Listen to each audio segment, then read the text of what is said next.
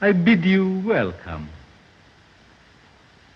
I think while it's entirely possible that this is an alien signal, I think it's also extremely unlikely. This is probably some kind of natural phenomena that we're just discovering or catching up with.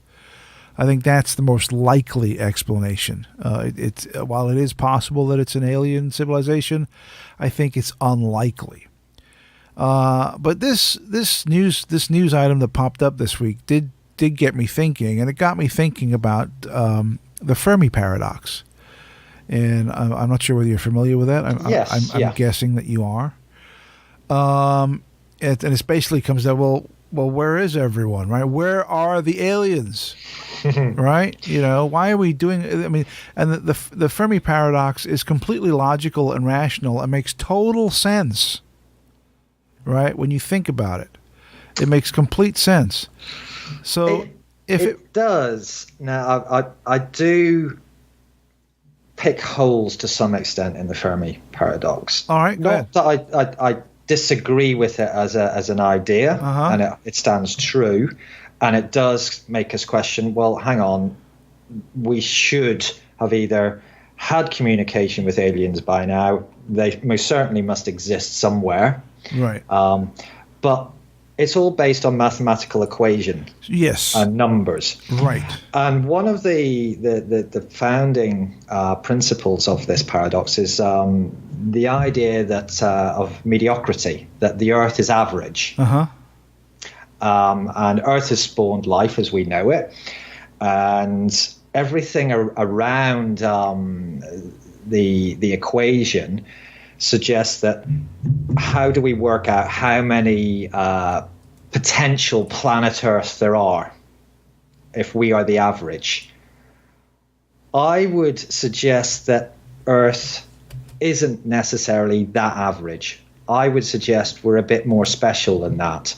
Now, that's not to completely flatten the equation and say, no, there's no alien life out there. Far from it. I do think that there's alien life out there. I just don't think that it's maybe as prevalent as the Fermi paradox suggests.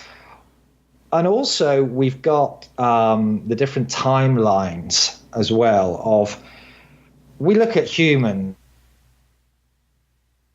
probably breaking ourselves up and everything else up. And we have to sort of think that would different go through that learning process like us. And we don't know what we're going to do in the future. We might completely wipe out our planet in some man-made disaster or what have you. Of course. And aliens might do the same. And therefore, the chances of us actually surviving it and then developing the technology to either travel or communicate are infinitesimally small. I don't know. Carry on. Well, I'm just saying, I think that it is, not to say that you're wrong. I mean, you made some good points there, but I think his argument is essentially a sound one. Yes, I would agree with that. And I pulled up the Wikipedia page here, and it breaks it down as to what he's talking about. So, Fermi was a physicist. He died in 1954, and he came up with this paradox, or this theory is like, and I'll read it just very short. So I'll read it to you now. He says that there are billions of stars in the galaxy that are similar to our sun, and many of these stars are billions of years older than our solar system. With high probability, some of these stars would have Earth-like planets. And if Earth-like planets are typical, then some have developed intelligent life. Some have civilizations, and some develop interstellar travel. Right? That's a step where Earth currently is right now, right? We're starting to tiptoe out into space, going to the moon, sending out probes, yada, yada, yada. Right? And even at the slow pace of currently envisioned interstellar travel, even though we're just starting and we're going at a very small speed, the Milky Way galaxy could be completely traversed and explored within a few million years. So what he's saying is that given the amount of time that has gone by in the galaxy, in the universe or whatever, and how many suns and Earth-like planets there are out there. If there are, it seems that intelligent life is inevitable, therefore civilization, and therefore interstellar travel. What he's saying is that we should have been visited. So he's like, well, if all this is true, and it makes total sense that it is true, where is everyone? Where are all the aliens? And there's I know exactly what has happened, Gareth. Well, the aliens have turned up. They visited. We hadn't evolved. They went, oh, nobody's home. Well, no. There's only two possibilities here, Chris. Either there are no aliens and the Earth is a complete fluke, or there are aliens and they're here, and we're too fucking stupid to notice.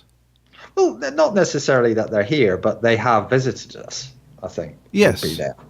Now, we're talking millions of years of Earth's history here.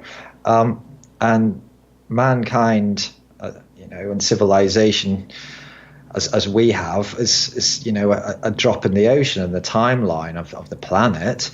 So right, but I'm quite open to the opinion he's that not saying aliens have popped along. Sure. And then thought, there's nothing much on this lump of rock that we're interested in, and let's just move on. He's not saying that life is that the intelligent life is ubiquitous. He's not saying that every every Earth-like planet has interstellar travel. It's a tiny percentage, right? Life is rare, and intelligent life with interstellar travel is even rarer, right? I would expect so. Right. I'm not going to say I hope so. So let's So let's just say that alien civilizations that have developed interstellar travel are very, very rare, right? Mm-hmm. And they come to Earth. Say they came to Earth 10,000 years ago. Do you think they're going to show up, see us, and think, "Oh, look at that! All right, let's go home now"? I don't think so.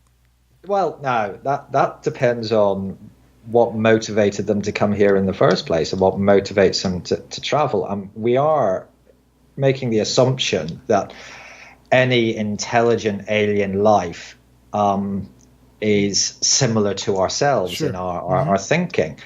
And I think that's a dangerous route to go down because by its very nature, describing something as alien is something that we can't comprehend at the present moment in time. So, they could be watching us from afar. They could have come and visited. They could be here as well right now. But we don't really know what we're looking for. And if it was something that had maybe hostile intentions to us, they would probably be well ahead on their plan to either enslave us or do whatever they wanted to do. If they're friendly, well, what's their thinking? Are they just going to treat us like a zoo and, pet us a bit and feed us every so often? Are they going to jump in when we decide to blow ourselves up? We don't know if they exist at all. It's a completely alien way of thinking. They might think, oh, well, that serves them right. They're only going to evolve by going through the same steps that we did, or they need to learn from their mistakes. I don't know.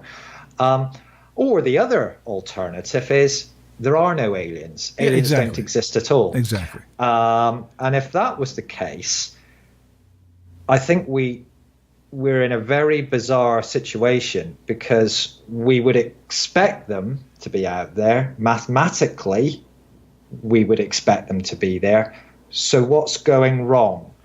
Right. So if by that line of thinking, right, let's say, well, they're obviously we're not interacting with aliens. We don't see aliens everywhere. They're not here. They haven't visited us as far as we know. Therefore, they can't exist. But mathematically, according to the Fermi paradox, which is why it's called the paradox, is that they should be out there. Which means that either the Earth is not only being visited, but in some kind of quarantine, right? So that we're like the Prime Directive in Star Trek or something. And there's extreme minimal interaction between the aliens and us because they're watching our progression and our evolution. They don't want to get the flu. That's what it is. Right. But it does point in that direction that they are here and they have been here for a while, but they're so ahead of us that even if they're here openly, we're unaware of them. Like if you go stand next to an anthill, you're completely aware of the ants, but the ants have no fucking clue that you're there. You can even perform experiments on the ants and do stuff, and they have no fucking clue what you are or what's going on. Fair point. The other, I think, more esoteric way of looking at things is that what we're seeing and what our perception is really being constructed as we view it, a bit like a simulation. So there is what's the anthropic principle. We are the only life, and it is maybe a little bit of a quarantine scenario as well, but something, ourselves or others or a creator, if you believe in that sort of thing, we're in this I don't know, hologram matrix, call it what you will, simulation that only we exist in, and therefore there's never going to be any other alien life because it's not been programmed to be there yet. No,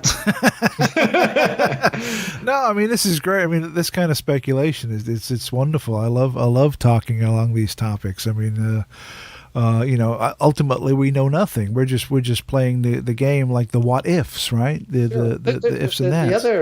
The other option, I suppose, if you want to go down that route, is the multiverse theory, where we constantly spawn new universes as decisions are made and actions taken in a quantum way.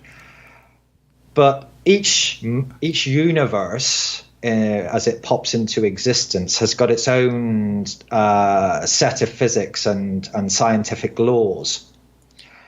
And our particular universe, and it's the way physics works in our universe, means that there is only going to be us. In another multiverse universe, exactly. There's aliens, so forth. Right, it's like there's no life at all. Like there's one universe where you never left island, right? There's one universe where you had a brother. There's one universe, and so on and so on and so on. Exactly. From all the different choices and decisions in your life. So we could be living in the one where aliens don't exist, or we could be living in the one that aliens do exist. Yeah, we don't know yet. We don't know, publicly at least. Private, maybe some people do. I don't know.